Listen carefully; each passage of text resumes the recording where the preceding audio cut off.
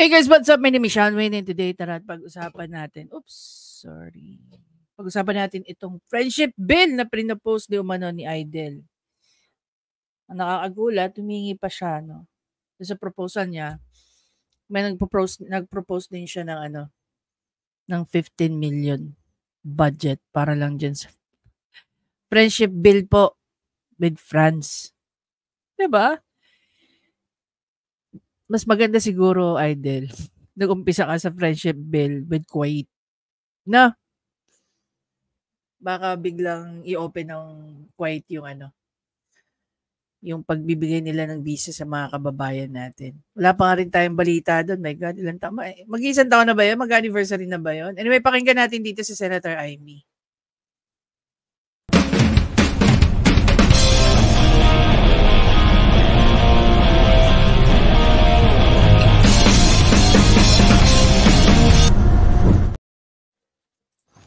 The bill of Senator Tulfo, I believe it's to do with France. I'd like to primarily ask, do we actually need a law to declare a friendship bill? What was a bill filed by Senator Tulfo? The bill of Senator Tulfo, I believe it's to do with France.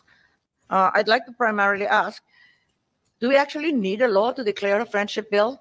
What was a bill filed by Senator Tulfo that imposes a 15 million budget on the Philippine-France bill? So, wala na yung meow? Ay, sino ba yun? Si ano ba yun? Si Kayo ba yun? Begin with the bill of Senator Tulfo. I believe it's to do with France. Perhaps before going into the detail regarding the various Friendship Day bills, I'd like to primarily ask, do we actually need a law to declare a friendship bill? What is the use of such a law? Shouldn't there just be a presidential issuance? In my understanding, other countries do not legislate friendship bills. So is this even necessary? DFA, please.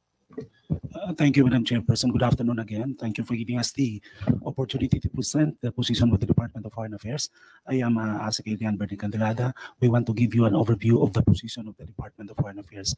By the way, online also present is our ambassador to Hungary, Ambassador Frank Simafranca. Yes, thank you very much. We recognize the ambassador from for Hungary. Yes, please. Okay. Just a quick question. Why is it even necessary to enact a law to commemorate friendship with France or any other country? If you allow me, we have a very brief, just introductory statement. Yes. Thank you. We generally support the objective of the bills or the bills proposing commemorative events under consideration, which is to commemorate the milestone years in our bilateral relations. In fact, the Department of Foreign Affairs, through its Foreign Service posts, celebrates these milestones on a regular basis. Diplomatic missions in Manila also initiate such activities almost always. Sorry, I didn't get the first sentence. What was it? We commemorate the milestone years in our bilateral relations on a regular basis, which means on a regular basis, every 5 years, normally 20 years, 15 years. Sure. Okay. And also, so in short, anniversary ng friendship. Diba? Ano ba to? Proposal ni Raffy Tulfo o pre-propose kay Raffy Tulfo? Our diplomatic missions. Kasi wala rito si Idol eh. Tapos DFA lang nandito. President embassies here in Manila also do the same. Also what? Do the same. Also do the same, sorry. Also initiate such activities.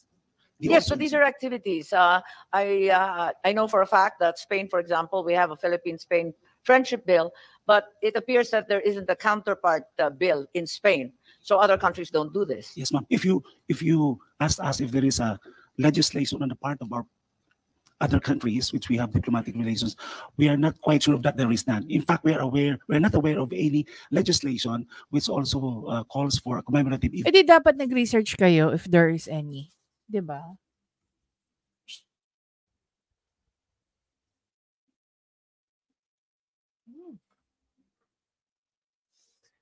Diba? Dapat inalam nyo muna kung meron. Event. As far as Philippine relations with a specific country? I think necessarily, as you indicated, we've always celebrated landmarks and Yes. years such as the 10th year, the 50th year, and so on. Parati naman talagang pinagdiriwang yon. Pero kinakailangan pa ba isa batas ito? Our position is that it is not necessary through Okay. legislation, ma'am. That's correct. if you- And also that the other countries do not legislate the same. Yes, ma'am. For example, the Philippines-Spain friendship Mm. is not declared likewise in Spain. Isn't that correct?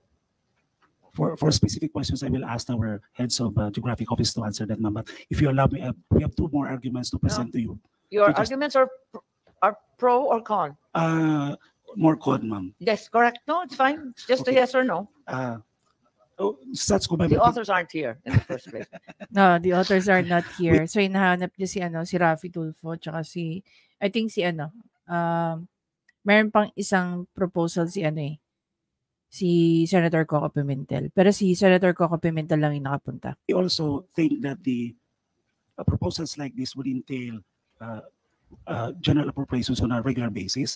Yes, And there's a level of concern with can the be costly. first one, which is the Philippine-France one. It involves 15 million and also falls under one of the cultural affairs groups under the NHCP and not the DFA, which I thought was peculiar as well. In fact, for us, due to our tight fiscal policy, it is more prudent for us to do these things on not every year, but on significant years like 15, 20. That's correct. Yes. Yes. What I know is 50 years is usually the operative time frame, di ba? Thirdly, ma'am, we have also to take into consideration the political sensitivity of this proposal. Of course, other countries would ask why we are only doing this to several countries, not to others. So there is a political sensitivity component into this proposal. Yes, I think there's a level of concern with regard to the Philippine-Israel Friendship Day. This might not be the best time to do so, to pass such. For other questions, yes. Imagine niyo, no?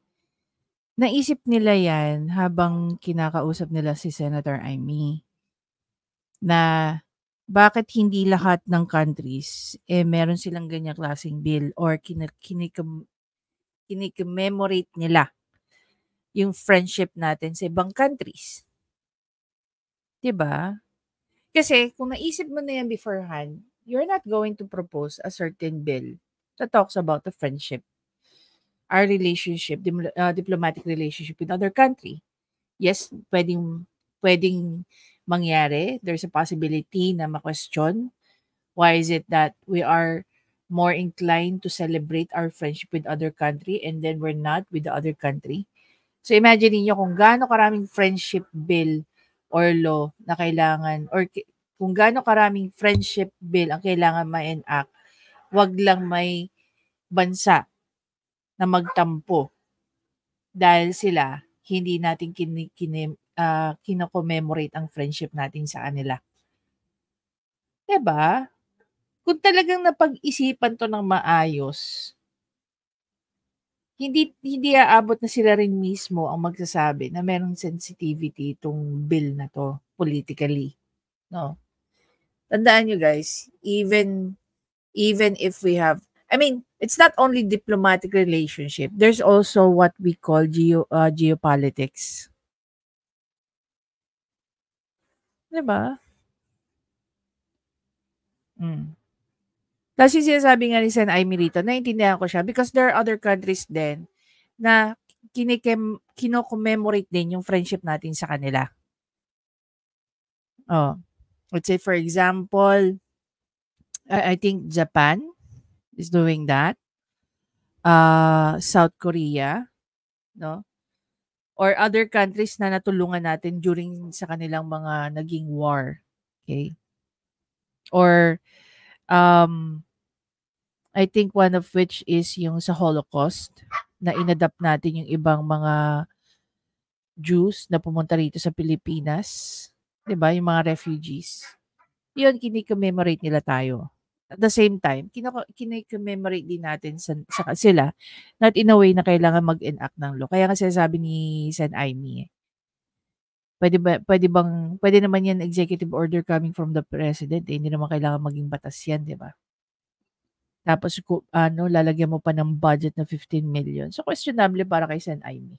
For other questions, we have the heads of our ASPAC, our Middle East and our European affairs to address some of the questions, specific questions. Thank you. Okay, that's great. Is there anyone else who would like to weigh in on the propriety and necessity of passing Friendship Day bills with various countries? Anything else you'd like to add? Firstly, we don't have any friendship bills with ASEAN, which should be the first circle of friendship. Wala namang ganun, di ba? So I'm a Imagine mo, hindi nila naisip yun. Si Sen Aimee pa yung nakaisip nun. little curious as to the need for this. Sige. And if absolutely necessary, if there's some urgent, compelling, and very important reason to declare a Friendship Day, surely an executive issuance from the president would suffice. What are your thoughts, DFA, please? Dito mag-agree din naman ng DFA. Definitely, yes, ma'am. See? It doesn't have to be through legislation. It can be done through an executive order, administrative order, or maybe in fact, Nothing at all. I mean, you just celebrate it, on right? the part of the Senate or Congress, you can pass also a resolution. Yes, which we have Yes, on we have that occasion on upon occasional basis. visits by the foreign minister or the counterparts in the foreign senates. We've done that regularly. That's Yes, correct. ma'am. That's good. Thank you. So Ngayon naman pala, bakit nyo kailangan mag-propose ng bill na ganyan? Masabi lang na may tinatrabaho si Raffy Tulfo? we can have a very short He's not even there. He's the author of the bill. He's not even there. So, nasaan siya? hearing. This is great. Okay. O, tingnan mo. Natapos agad ni Sen Aimee, ilang tanong lang. Hindi nga masagot siya ng maayos. Ito yung gusto ko kay Senator Aimee, no? Gusto ko tuloy na magkasagupaan itong si Senator Aimee at saka si Raffy Tulfo sa plenary hall, no? Pagka nagkakaroon sila ng mga interpellation. To the point na gusto ko makita si Raffy Tulfo to defend his bill kay Senator Aimee. Parang cute yun. Parang aliw yun. Kasi, I don't know guys, no? Pero kung nakita nyo na yung interpellation between Senator Aimee at kay Chis Escudero, parang wow. If you're in front of them and you're hearing them talking like that, parang nakaka-mesmerize na ganito pala yung usapan ng talagang nasa Senado, hindi yung dadalhin yung issue ng programa sa Senado, di ba? So you're saying bills 1 to 8 may no longer be necessary. Coco, now the author is here. The position, Coco, of the DFA is that Si Senator Coco lang nandyan, wala si Tulfo. there is no need to declare friendship days, and that in fact the counterpart countries such as Spain have never declared friendship days, even if we have a Philippine-Spain friendship day. Sa Spain, hindi naman nila ginawang batas. So perhaps it's not necessary, and it might impose undue budget burdens on us to compel us year on year to celebrate when the usual practice is every 50 years only. Thank you, Madam Chairperson, for scheduling and the bills for hearing. Well, number one, we determine our own acts. I mean, if Spain does not do it, so why does that determine what we should do or not do? Di ba? And if you read the bills, sinabi naman doon yung mga milestone years lang, 50th, 75th, 100th. So don't tell me na grabe yung budgetary nito, because every year you need to celebrate it. Didn't refer to your bill. There was a bill filed by Senator Tulfo that imposes a 15 million budget on the Philippine-France bill. So I'm certain we can do without Ayusin that. na lang natin. But Oo. siguro ngayon lang That's pakiusap ko, let us 2129. not... Ang sinasabi lang nila na hindi na kailangan ng friendship law. Actually, marami na rin tumatawag sa akin ng mga ambassadors, and they appreciate it actually. Basta ang point ko lang, let not state practice by another state determine what we should do. Di ba? My concern was that If they among do- these friendship bills, there isn't a single one that refers to the primary circle of friendship, ASEAN. There isn't a single ASEAN country Precisely. that's So declared here. Kung mag-friendship day, di ba dapat mag-umpisa sa barangay ASEAN? Pwede. Yes. Ganun yun. So we can do it sa ASEAN, and then we can do it dun sa ibang So I don't think we will lose anything. Kung budgetary naman ito, nasa sa DFA. It was already, yung bills ko at least delegated it to the DFA That's to correct. celebrate. The milestone. Milestone. That's Yung iba nga, correct. kunyari 73rd na yung iba, so you celebrate the 75th. You no longer celebrate the 50th. Lampas-lampas na yung iba. O maraming lampas-lampas na. So yun lang po. So maybe, Madam Chair, if they can just study it in detail. Basta may pattern naman yung bill ko eh. May pattern siya. It does not even affect the nature of the day itself. If it's It a doesn't holiday, even say if it's a holiday or by special virtue of non-working day. another law, Wala then nga it remains, dapat ito wala. It should not affect. It's just a declaration, a commemoration, a marking of the friendship with another country. Yes, I think, for example, the commemoration of the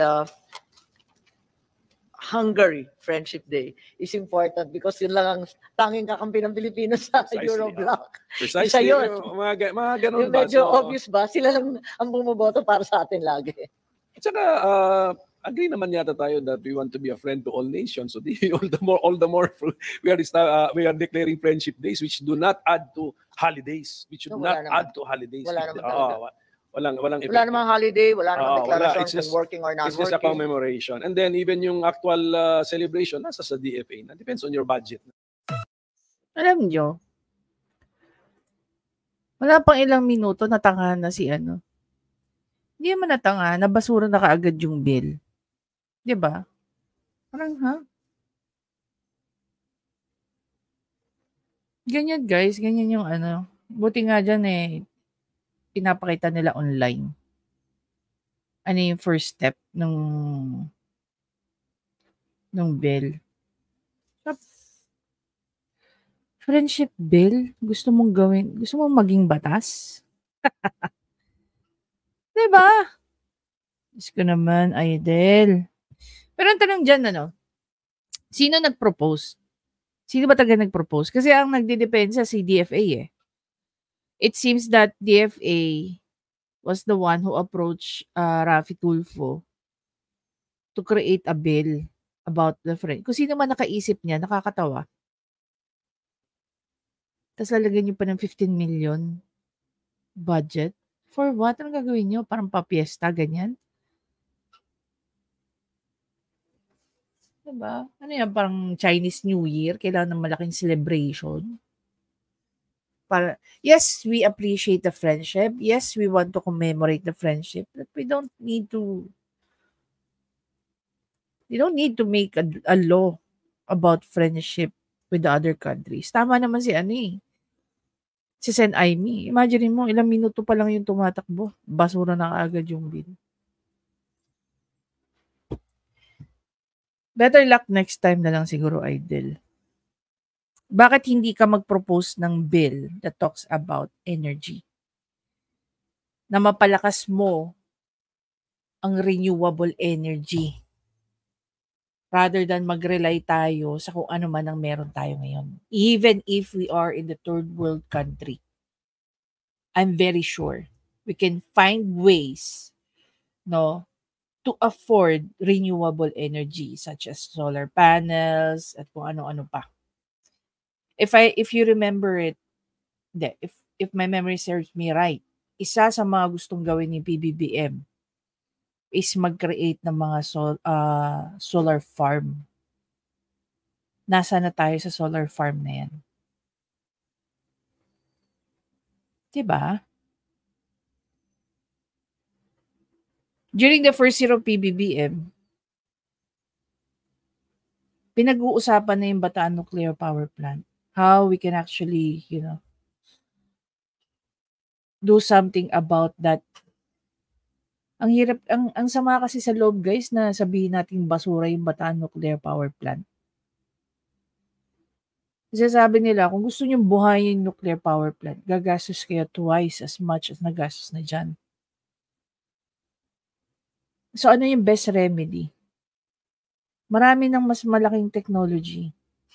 That is a more than 30 years old plant na hindi nagamit. It's a total waste of money. Diba? Ano kayang batas, no? Or ano kayang bill ang ginagawa ni Raffy Tulfo in relation sa kanyang committee? Energy.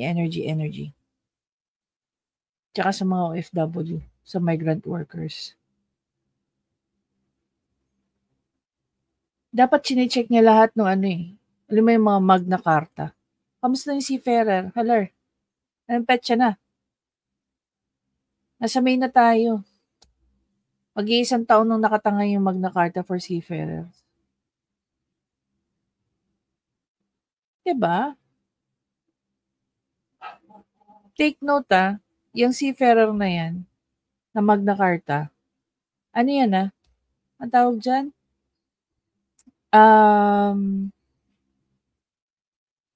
Isa sa mga nakaano yan something to do with immediate priority bill, yun. Isa yan sa mga priority bill. Anong petsa na? Maharlika Wealth Fund. Isa sa priority bill. Ano na kaya nangyayari dyan? SIM registration. Flap. Puro katarantaduhan na nangyayari ngayon sa mga Nag-register ka, ginagamit ngayon yung mga numbers mo, tapos makikita mo may tatawag sa'yo, maniningil sa'yo ng utang, na kahit hindi ka naman ng utang sa mga hinagupas na yun. It's a total waste. Diba? It's a total waste ang SIM registration. Excited pa tayong lahat. Naging batas na, wala na, basura na. Kalawat kanan na yung pang-i-scam. May na-report ba? May nagawa pa? Nakakatawa. Ganun ba kaka-equip ang DICT to determine kung sino yung owner ng SIM, saan located ang SIM? Ganun ba ka-sophisticated ang system ng DICT to track down yung mga tao na nang-i-scam? So far, to this day, wala pa ako naririnig na news na merong nakulong na huli in violation of the SIM registration.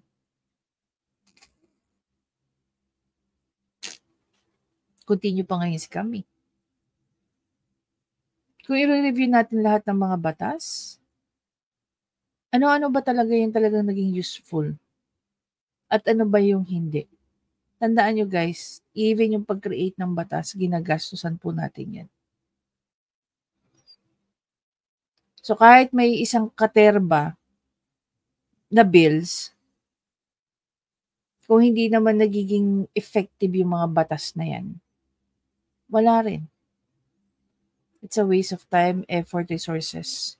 Hindi po ng gobyerno, ng taong bayan. Because we're the one who's funding those activities ng mga taga-Senado at saka ng taga House of Representatives. Diba?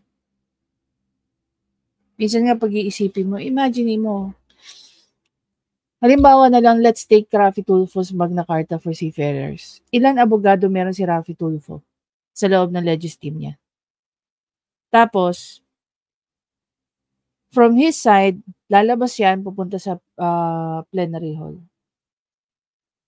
para pagdebatihan nila yan. Ilang ulo na naman ang gagana dyan. Nakita naman natin, di ba, ano yung nangyari during the interpellation ng Magna Carta for Seafarers. Nasala na sa BICAM.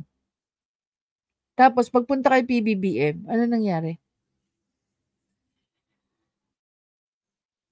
Diba? Wala na tayong narinig dun.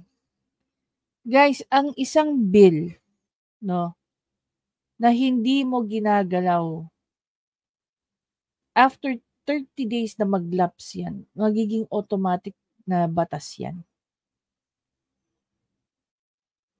Sana na-update din tayo na nakita natin yung movement kung ano nangyayari din sa mga bills na hindi pinipirmahan or binivito ni PBBM. Para hindi na lang tayo magulat. Kasi guys, kung halimbawa yan sa Magna Carta, going back as an example, kung yung Magna Carta na yan, hindi ginalaw ni PBBM, let's say, hindi ko naman sasabing hindi niya ginagalaw. It's just that we don't know what's going on with it. Kung halimbawa hindi yan gumagalaw, hindi niya vinito, wala siya naging comment or what. Well, actually, nag-comment na siya. Okay? May mga pinapaayos yata siya doon sa Magna Carta. So, since hindi natin alam kung ano nangyayari, tapos magulat na lang tayo na maging batas yan, Imagine niyo na lang kung defective ang isang batas. Dahil sa sobrang busy ni PBBM, hindi niya na napapansin kung ano yung nangyayari dun sa mga bills na yun. I don't wanna think na ganun siya ka-busy na hindi niya mapapansin. I'm very sure, very ano naman ng kanyang ano, is probably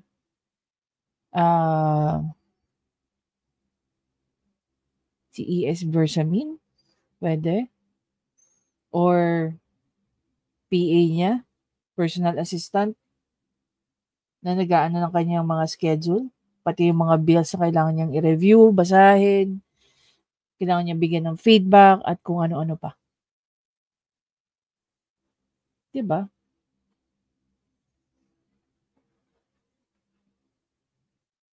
Ang daming pwedeng i-propose ni Raffy Tulfo within his own committee, one of which is energy. Marami na tayong nagiging problema sa energy. And so far, ano na nangyayari tungkol doon? Wala. Anyway guys, again, maraming salamat sa panonood. Please don't forget to subscribe, like, at i-comment nyo na rin yung thoughts nyo about dito. Sa tingin nyo, naalala ko na naman yung yung isang bill ni Raffy Tulfo na yung i-allow daw, tama ba? I-allow daw ang mga babae to wear pants. Gumawa siya ng bill na ganun. Tapos sasabihin, top performing. Oh Lord.